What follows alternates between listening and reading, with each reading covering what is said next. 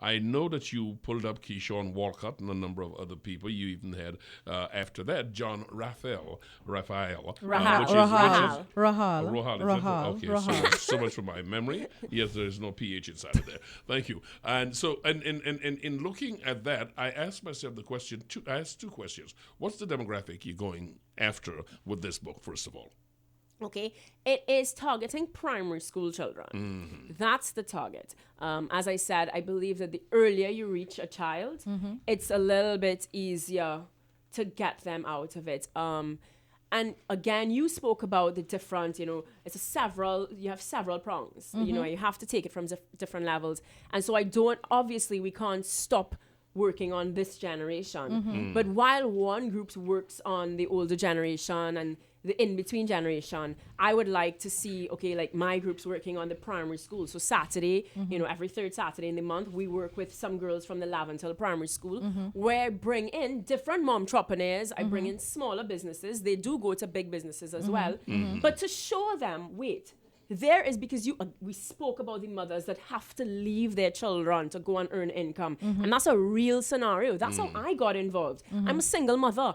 And, as much as you're earning a great income, I am leaving my child. And the truth is, the village is not what it used to be. So this whole village raising a child was not an option. I wanted to raise my own child. It's a wonderful thing. It's just non-existent. I found a way to earn an income from home with my child being priority. And there are tons of other great businesses out there that are doing that. And so we talk to the girls, because the truth is they're going to become sexually active and probably impregnated by the time some of them 13, 14, 15, and so we need to reach them by 9 and 10 so that they, God forbid they get to that. The cycle can end because they will remember that, oh my gosh, we learned about henna work. We learned about doing the diaries. We learned about doing the soap.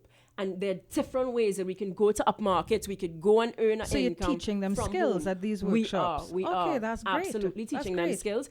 And, but opening up to them that there's a way to earn an income other than waking up at 4 o'clock in the morning and leaving your children behind. Right. Because the skill set is one thing, but what happens is, Mailing talks about talent, and talent is just 10%, because we have a lot of talented people that go and make a lot of money from somebody else. They wake up 4 o'clock in the morning to take their talent to someone else. And that cycle is the problem. You're leaving these children to get up and get ready in the morning for themselves. They're raising themselves because, unfortunately, the mom's doing the best they can. They have to go out and earn income. But we're showing them that there are ways to earn an income which actually revolves around your family. So if I had a child, let's say I had a daughter in primary school, how do I get her into one of these workshops or into this program that you have? Well, right now we only have 10 people at a time. Again, just like Mr. Graves said, the numbers, it's just myself and one other girl, and we work with it, doing all the admin and whatnot. I've sent out proposals after proposals. I must say, in the last from 2 years to now, the response has been a little bit better. But, corporate TNT needs to understand what social entrepreneurship is, what social marketing is. There's a way to market without using all the billboards and all the everything, because we can market, we can get your name out there while actually benefiting the society. And to see, sometimes it breaks my heart when I see the millions of dollars being spent on that kind of mass marketing, when we could take that money and pay social workers and do targeted marketing. Yes, absolutely. So I have to say that right now it's not possible, because we hand select the 10 girls from schools that I would have gone to. I work with them. I have a relationship with them, and I pick the 10 girls that I think they've reached out. I have girls that sometimes would call and say, "Auntie, can you adopt me?"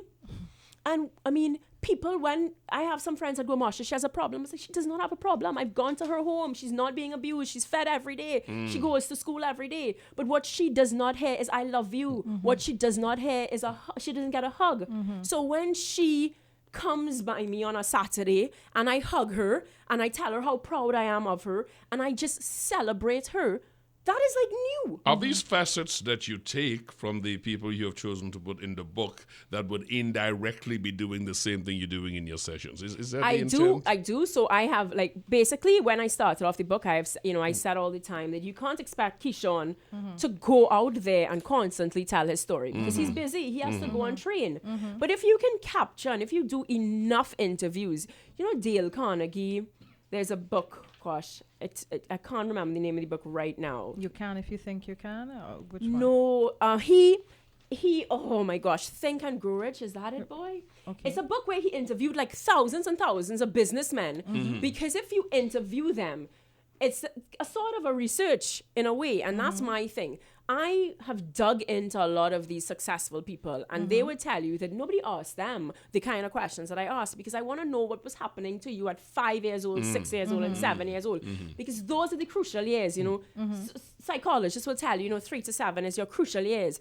So something was happening with you then that was making that difference. Why is it Keyshawn Walcott, who was selling crab 2 days a week, just to go to school the other 3 days a week in Toku? Why was he able to get out of it? I mean, John Rahal came from parents who left Syria as war refugees. He did not grow up with anything, What made him get out of it? There's something. And so for me, I've really pulled from a lot of people because, of course, that was what helped me as well. A lot of people say, how did you get out? I say, because I sit and I'm a sponge and I listen and I pay attention. And there's something, there are things, there are value systems that, and if you pass that on, then. And the reason for 1 my in 10. I'm sorry. The reason That's for my okay. inquiry in that area is because the same way you went about doing it here in the book is what I wonder if you would use that approach to deal with some so-called taboo subjects by giving somebody having a contemporary featured here with AIDS, for instance, a contemporary Absolutely. with some kind of STD, a contemporary who's in a gang, something Absolutely. because this is an Absolutely. indirect way of getting the message across. Absolutely. In fact, there's a guy called Samuel Stafford. I interviewed him and he did not make it into the book, but again, I use between the social media, I have plans of doing little YouTube videos, because of course different children, they have different stimuli. And Samuel Stafford left his home. He was kicked out at 14 years old because he stood up to his dad. His dad was beating his mother. And he grew up watching his dad beating his mother. And one day he felt like he was just strong enough. And so I'm going to protect my mother. And he was kicked out of the house by his mother. His mother said there could only be, one man rat in the hole. And that's going to cause trouble. So you know what? It's best if you leave. And he was homeless at 14. Right. He literally came down. He made his way hitchhiking down to St. James and helped and cleaning and whatnot. But gangs reached out to him because he was known as a fighter. Yes. He was strong and he was good, and gangs reached out to him. But he said his mother's words always stuck with him. You are better than a gang. You are better than a gang. You are better than a gang. He became the first ever non-Japanese to win a world karate championship. Came from Trinidad and Tobago. These are things that we don't know. The only non-Japanese to win a karate championship came from Trinidad and Tobago. And so, of course, karate took him. He's now a businessman. He's a millionaire, and for me, one of his stories, I had sent that story to Ministry of National Security and said, we need to use some of these stories because speak to the boys to say, this is who your hero needs to be. Because look at him. He's driving a Hummer. He's driving a Harley Davidson. He's cool. By all intents and purposes, he's cool. And he came from constrained circumstances. But he said no to the gangs. And this is what the result can be by actually saying no to the gangs. And this is where we need to... Again, I wrote down heroes, because Mr. Graves talked about the heroes. These gang leaders are becoming heroes. We need to create better heroes. We need to sort of market our people. I heard you just said something about using other forms of media, especially dealing up with children that would have different cognitive skills and different ways of learning. What are some of the ideas you're looking to explore? Well, as I said, in terms of taking some of these stories and creating YouTube videos out of them, of course, then you have the seminars, you have the one-on-one mentoring. So we have the Piece of Me Christmas Camp. Because, of course, now the book is one thing, so you can read. You have the YouTube videos, so that's, audio and that visual. You have the one-on-one, because there are those that, you speak to in a group and they're not going to hear you. So you do need to pull them out. If it's one thing, I give my cell phone number freely to anyone, because there are children. I mean, I spoke in Bharath to 400 students. Some, cool, they're willing to stand up and speak in front of them. But from the time the room emptied out, 3 girls came, because those girls will get lost by themselves. And so, you know what? Here's my cell phone number. We can talk on a one-on-one basis, because we also need that. And it's tiring. And at some point, somebody needs to sort of pay for this. That's where corporate finance comes in. Because my mother always goes, "How are you eating?" And I said, "Don't worry, God's sending food." But, because there's a lot of that one-on-one that's needed. There are a lot of children that will not stand out, and even among their peers, they will not stand out and say, "This is what I'm going through at home." I love they what you're doing. They will come to you quietly and say, "Do you know that I have an uncle that's a drug addict?" And I go, "Girl, don't study it." They would hear something and they would say, "Auntie, so.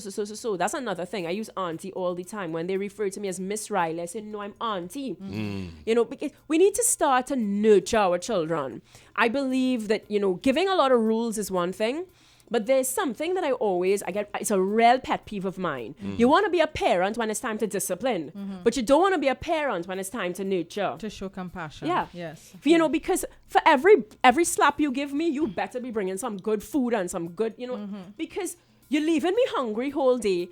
You're not doing the nurturing side, but you're quick to give me licks, and you're quick to buff me, and quick to demand all these things, and quick to say, "Well, show me respect because I'm a parent." Yeah. Well, you show me love because you are a parent. Yeah. You show me an example because you are a parent. I really love that energy. I love that energy that you're putting out there this morning. Just remind folks how they can get in touch. Your fan page on Facebook. Yes, and my telephone number is 684-1200. Oh, you give that out, okay? Yes, I give that out. That's fine. 684-1200. Yes. Okay, and those who are desirous of just purchasing the book can... And you can email me at marshariley@gmail.com.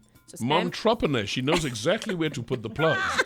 Okay, so go ahead, repeat the email address. Marsha Riley, MARSHARILEY@gmail.com. The books are available at all Nigel Arcan stores nationwide, Charles and St. James, Morton's Bookstore on Long Circular Road, Academics Plus in Curep.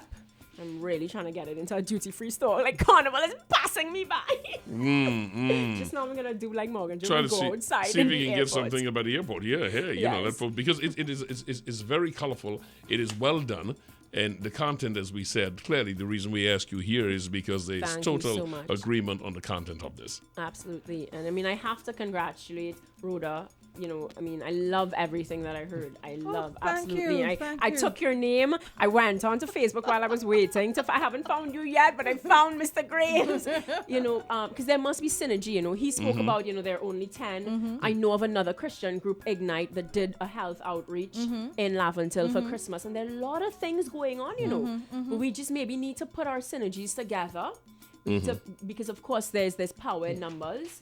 And see how we can take back our country, because as you guys said, it's no longer just Laventille, it's Trinidad as a whole. Indeed. And we do need to take our country back. It's too precious to just let go by the wayside.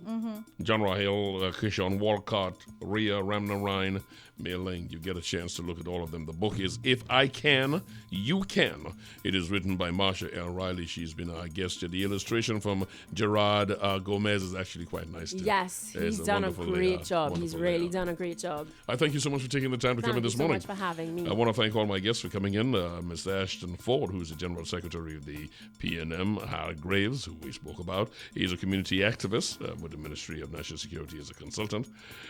Of course, who I beg to stay with me right through until the end, teacher, lecturer at the University of the West Indies, Rhoda Bharath. Thank you so much for taking the You time. didn't have to beg that much. I think I was quite generous, yeah? Yes, Thanks yes, for having me, yes. Rennie. Thanks for having She me. eased down on my begging.